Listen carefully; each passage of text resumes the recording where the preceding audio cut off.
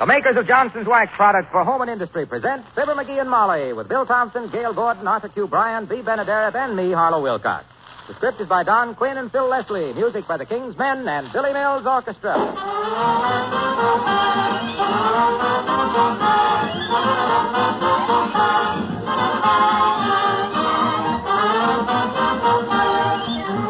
Well, winter's really here now. We might as well face it. That means plenty of snow and rain, so I hope your kitchen floors are well protected. And I do mean with Johnson's self-polishing glow coat. Perhaps you haven't used glow coat lately. If not, you'll be surprised all over again how quick and easy it is to wax protect your linoleum with this old favorite. There's no rubbing or buffing. You simply apply and let dry. In 20 minutes, Johnson's glow coat forms a tough, shining coat of wax over every inch of your floor. Right away, your linoleum is bright and new-looking. Its color's fresh and clear. And from that moment on, your floor troubles are practically over. With regular glow coat protection, dirt, muddy footprints, and spilled things wipe up easily. Yes, glow coat is the easiest way I know to keep your floors looking nice. But look, for a brighter shine that will really last, be sure to get Johnson's self-polishing glow coat.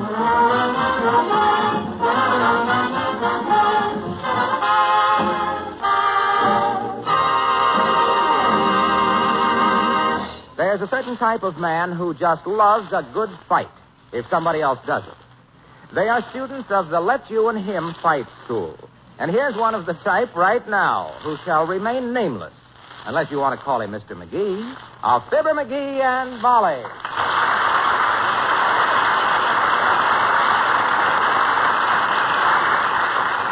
Hello? Hello. Oh, what's that, Doc? Well, I just wanted to call you and tell you what the trivia says about you. He says, and I quote, if Dr. Gamble doesn't stop annoying Miss Fifi Tremaine with his attentions, I'm going to take steps. Unquote. No, I don't know what he meant, Doc, but it sounds pretty sinister. Okay, boy, it's all in friendship. Just exactly what are you trying to do, dearie? What do you mean? I mean that for months now you've been needling the doctor about the mayor and ribbing the mayor about the doctor. What's the object of this campaign? Just going to get a little action into that love affair, that's all. Poor Fifi's romance has about as much color in it as the bottom of a halibut. I'll fix that. Hand me the phone. You still got it. Oh. And I warn you, McGee, one of these days you'll be shopping for a new nose. Hello, operator. Give me the mayor at the city hall. Hello, Latrivia. What's the matter, Latrivia? You got a call? Oh, his secretary. Look, sis, give me the mayor. It's an emergency. An emergency? It's about as urgent as a bartender at a revival. Hello, Latriv. This is McGee speaking. Look, buddy, as a friend of yours, I want to put you hep to something. Doc Gamble is making trouble for you. And this comes from an authority on troublemaking, too. What say, Latriv? Now, don't get me wrong, boy. I'm just telling you. This is for your own good. I'm a success as a husband, you know. McGee is a great lover. Tell him how you caught the measles on our honeymoon, dearie. Now, get this, Latriv. Doc's been telling around town that if you don't get out of Fifi Tremaine's life, he's going to have the grand jury investigate your black market activities. Okay, boy, it's all in friendship. Friendship. Heavenly days. What an elastic term. McGee, what's this about the mayor and the black market? Why, he's as honest as anybody in the world, and you know it. He's involved, all right. You know that market at 14th and Oak? Yes. What's that? Belongs to Latrivia's cousin, Benny Black. Latrivia loaned him the dough to buy it. Oh, dear. See how I work, baby? Take a grain of truth, add a hunk of imagination, stir with a heavy hand, and presto, dynamite. I think you're stirring up a batch of TNT that's going to blow your ears off, dearie. Don't you worry about me, pretty. I know what I'm doing. I think.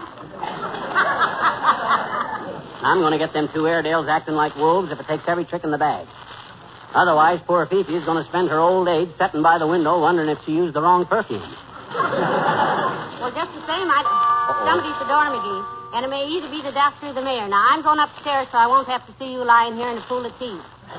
Now, be careful, dear. You just leave it to me, love boat. I can handle this. Ah, there goes a good kid. I'd fight Sitting Bull himself for her fair hand. Any other Indian as old as Sitting Bull must be by now.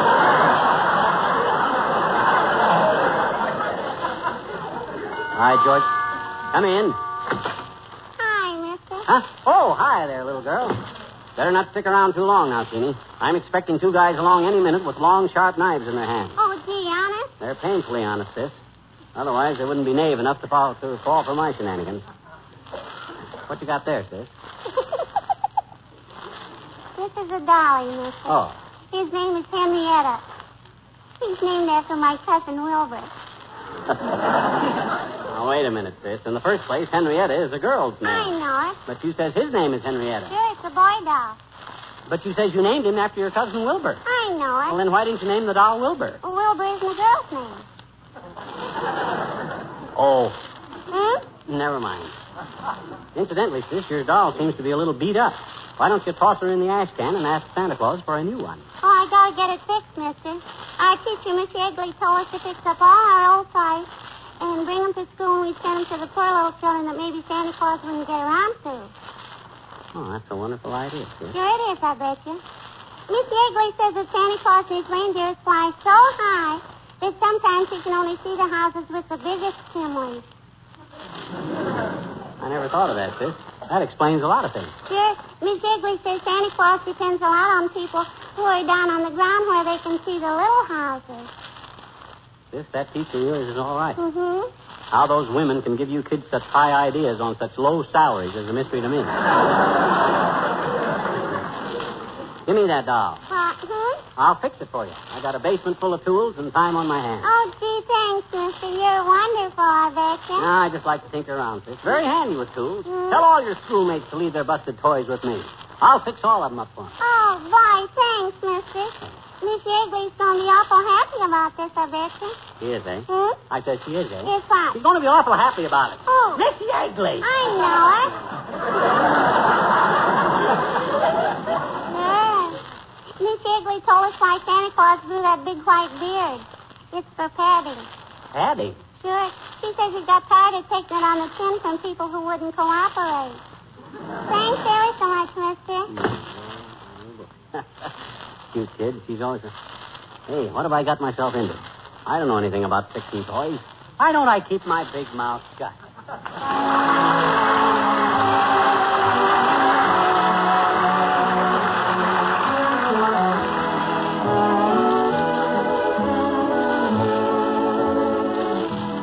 The King's Men sing Red River Valley. Oh, my darling, I know you are leaving the valley. Though you say it is just for a while. But, my darling, you know I'll be grieving for the sound of your voice and your smile. I have waited a long time, my darling, darling, darling, for the words that you never would say. Now I know that my dreams all are over, for I know you are going away. Come back to the Red River Valley.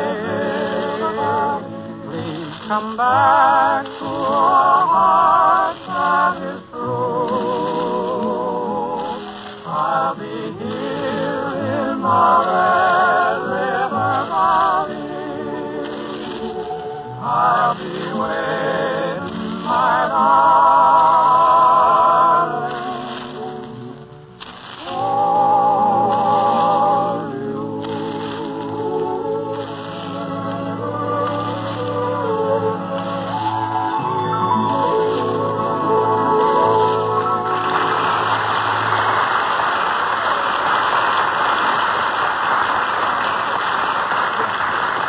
Oh, please, McGee, will you get away from that telephone long enough to... Got the trivia. Oh, dear. Hi, Elizabeth. This is McGee again. Huh? What do you mean, quit calling you up with this nonsense?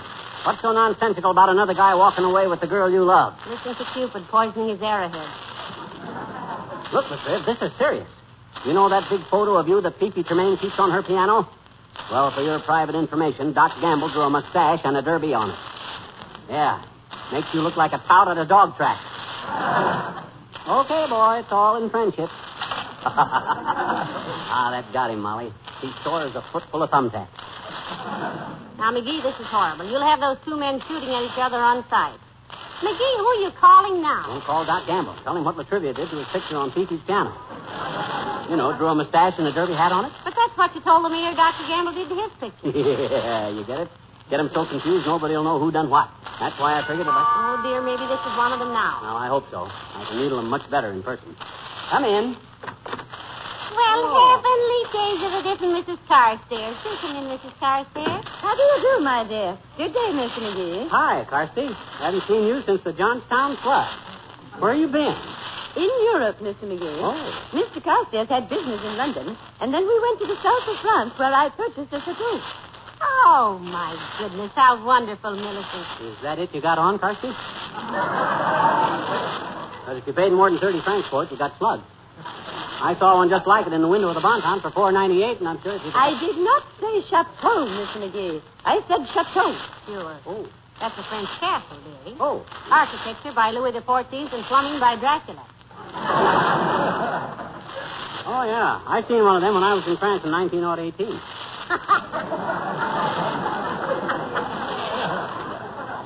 It explains why they drink wine instead of water over there. They got pipes in them joints that were rusty when Joan built the ark. My chateau is a very modern structure, Mr. McGee. Very modern. It has 3 drawing rooms, 22 guest rooms, crystal chandeliers throughout, and a dungeon. A dungeon, eh?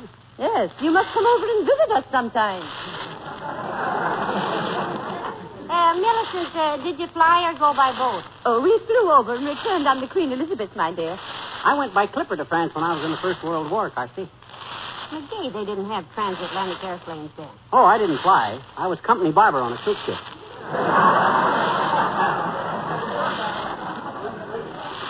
Well, it's nice seeing you again, Carsty. Thank you, Mr. McGee. It's good to be home. One gets rather weary of passport visas, customs inspections, and keeping track of 39 pieces of luggage. Heavenly days, Millicent. Do you travel with 39 pieces of luggage? Oh, no, my dear, just a trunk. But they dropped it on the dock, and we could only find 39 pieces of it.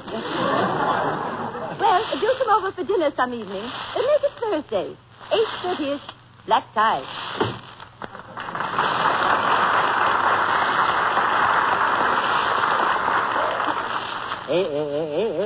What is it? 8:30. That's British for about 9 o'clock. And black tie means you have to wear your tuxedo, which means we can't go. I does it. I look very good in a tuxedo. Anytime I've been mistaken for a waiter or a saxophone player. I know, but the moths have been at your dinner coat. The lapels look like they'd been worn by a clay pigeon at a skeet shoot. Oh, I don't want to go over there for dinner anyway. Too fancy. I always feel... Hey, I got to call Doc. I'm letting this Feud get cool. Hand me the phone. No, I'll have nothing to do with it. Okay, but when Fifi Tremaine gives you a slice of wedding cake, remember who cooked it up. I'm the guy that figured... Hello, folks. Am I intruding? Not at all, Mr. Wilcox, not at all. In fact, a friend may come in very useful in a short time, especially if he knows his first aid. Hi, Junior. Have a chair. A ringside seat. For what, pal? I'm promoting a grudge fight between Slugger Gamble, the chloroform kid, and one round Latrivia, the fiend of the people. Read that again. Huh? Oh, the friend of the people. Hey, what's all this all about? Is Doc sore at the mayor? Well, if he isn't, it ain't my fault, Junior. I've been knifing him from all directions. I got Gamble so steamed up he whistles at grade crossing. Well, I still don't know what's going on. Look, Junior, Gamble and the mayor are both socks over garters in love with Fifi Tremaine, you see? And what are they doing about it? Nothing. So I'm going to get them mad at each other so they'll start swinging. Mm-hmm. One of them will marry Fifi just to spite the other one. Well, now, that's a grand foundation for matrimony, I must say. Huh? They'll hate each other before they get out of the church. No, they won't. My psychology is very sound. She marries one man, and the other man will be a best man, and the best man will always wonder if the groom wasn't the best man, and the best man will always know he should have been the groom. It creates uncertainty, which causes doubt, which means nobody knows the answer, and if everybody knew all the answers, who'd ever get married? Well, I think you're talking through your fedora, pal. Personally, I think certainty is a valuable asset in marriage. Do you, Mr. Wilcox? Sure. My wife knows there's only one thing in the world as important to me as she is. My gosh, what's that, Junior? Johnson's self-polishing glow coat. You mean glow coat is just as important to you as your wife, Mr. Wilcox? Well, I've known glow coat longer, Molly. Then, too, I can get Johnson's Glow Coat at 100 stores in this town, but my wife might be in any one of them. I never know which one. Yeah, but My wife takes an hour and a half to take a bath. Yeah. Glow Coat dries in 20 minutes or less. If my wife spills a drop of coffee on her gown, she's horrified. Yeah, but the spots can be wiped up from a glow-coated floor with the greatest of ease. Well, even so, I don't quite Johnson's Glow Coat requires no rubbing or buffing. And my wife spends hours and hours with the masseuse and the manicure. Yeah, but what's that got to do? Furthermore, Yes. Furthermore, Glow Coat can restore life and sparkling beauty to a worn and shabby old linoleum. Can my wife do that? Yes, but how? With Glow Coat. You see, it's indispensable to her, and what's indispensable to her is indispensable to me. That's why we're happy, son. Common interest. So don't you go monkeying into love affairs until you talk to me. Overseen.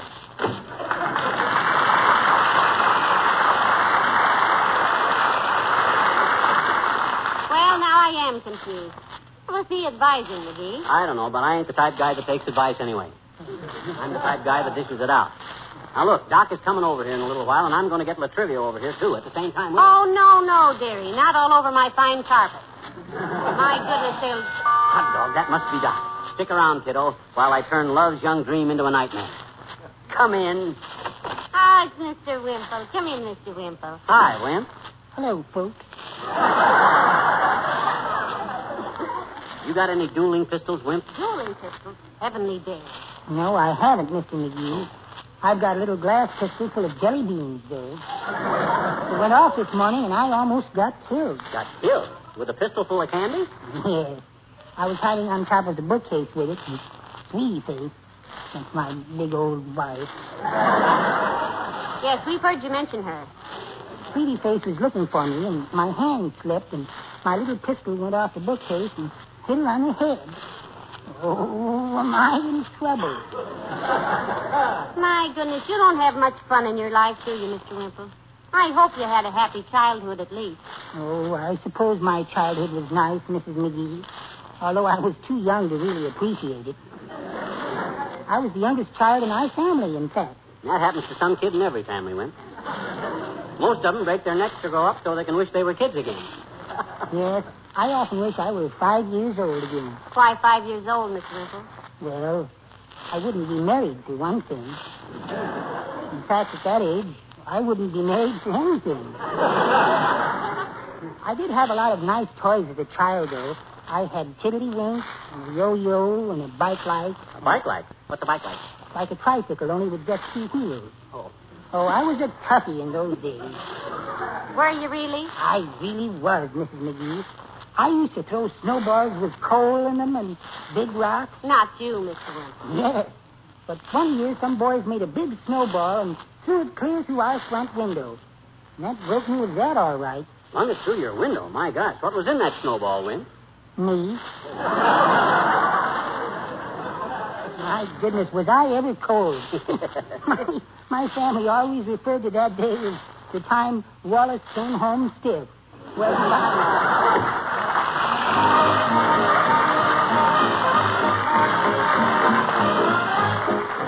Billy Mills in the orchestra and a gal in calico.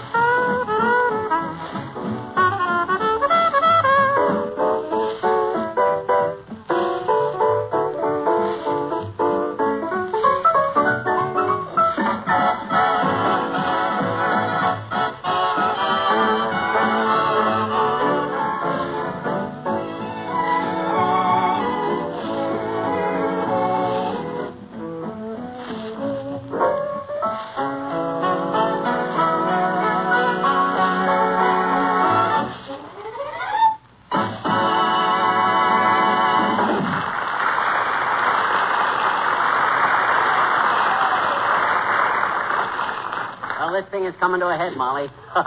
In just a few minutes, you'll see two respectable citizens mixing it up like a couple of kids from the car barn. Oh, now, McGee, why did you have to start all this furor? Is that what you call friendship? Getting two men angry with each other? My goodness. It's them. Retire to a neutral corner, Snooky. The gong is about to ring. Come in. Hello, Dr. Gamble. Hiya, Doc, old pal. I was just... Where is he? Where's who, Doctor? The gentleman who's been making all those underhanded remarks about me.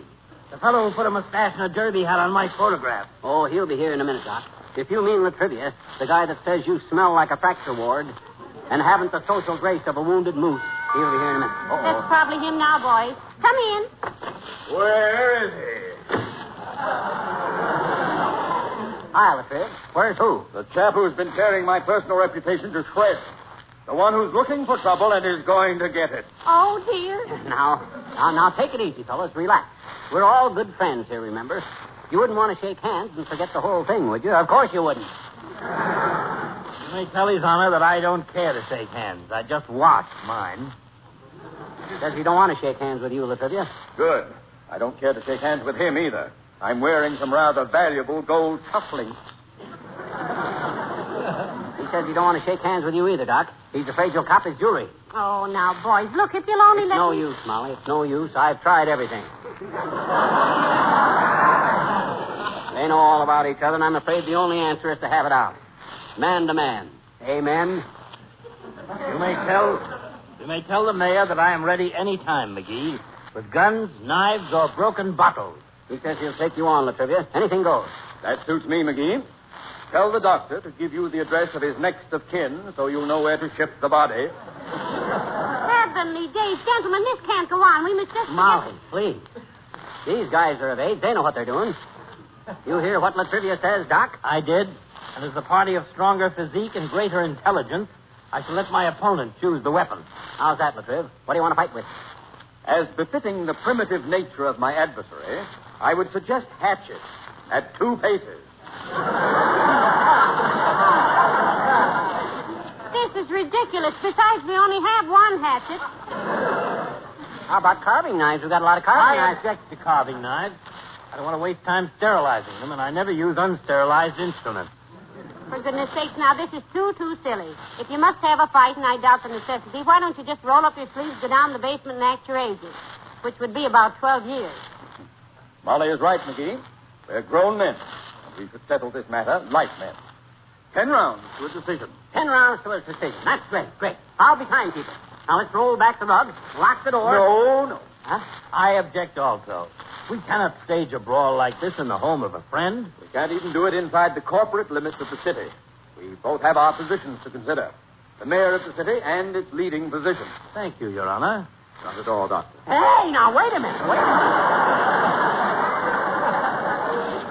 Don't go getting polite to each other. After all the trouble, I mean, look, how about Duke and Slate? On the dock. Nobody will be there at this time of year, and the loser gets a good ducking. Why don't you all go out there and jump in and stop this nonsense? Dugan's Lake's all right with me. And me. Okay, I'll drive you both out there. You coming, Molly? No, you're all acting like school children. I refuse to go. Okay, we won't be long. So long. Come on, friends.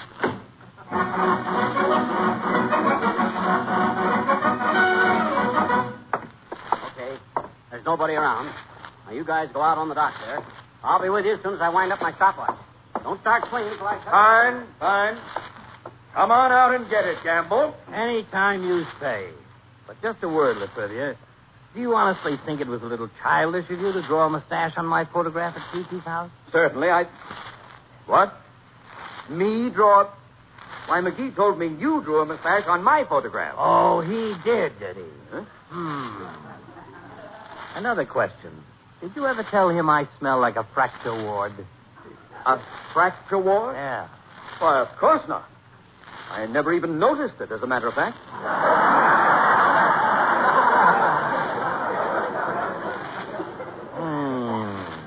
You know what I think, Your Honor? Mm-hmm. I think the same thing, Doctor. Oh, McGee! Step over here a minute, will you, my boy? Sure, fellas. Now, here's the rule, see? All you got to do is peel off your coat, roll up your sleeves, and lead with your left. When I say break, that ends the round. And, hey! Everybody, I got him. Hey, look out! You careful, Mark. Try to stir up trouble, will you, loose Wait, no, don't. Come on, Doc. 1, 2, 3. This is Reed.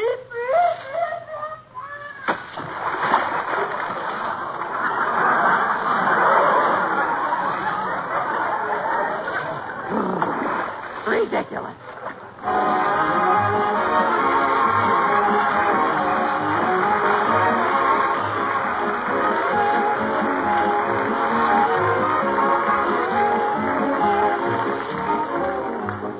Have you ever had this experience? You're visiting someone's home for the first time, and as you enter the living room, the first thing that catches your eye is the beautifully polished floor. It has a smooth, mellow luster, and the grain of the wood is so clear and lovely.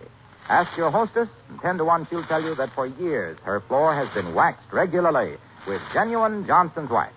She may have used Johnson's paste wax or Johnson's liquid wax, but the point is, regular waxing has made that floor and all her floors increasingly beautiful through the years. You see, when you apply Johnson's wax to your floors, furniture, and woodwork, you give them a shining coat of protection. The wax takes the hard wear, and the finish underneath is guarded. You also save yourself many, many hours of housework, because dust and dirt don't stick to a satin-smooth Johnson wax surface. Just an occasional light dusting keeps your waxed home always clean and shining bright. Try it, won't you? Johnson's wax, paste, liquid, or cream.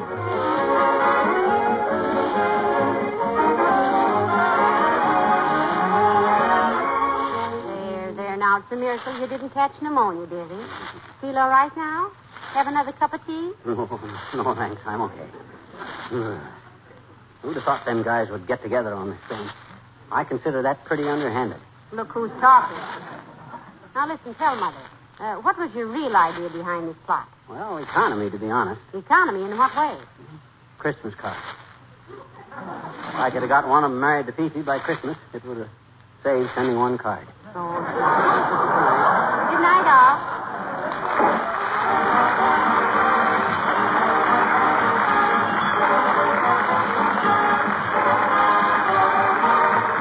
This is Harlow Wilcox speaking for the makers of Johnson's Wax products for home and industry, inviting you to be with us again next Tuesday night. Good night.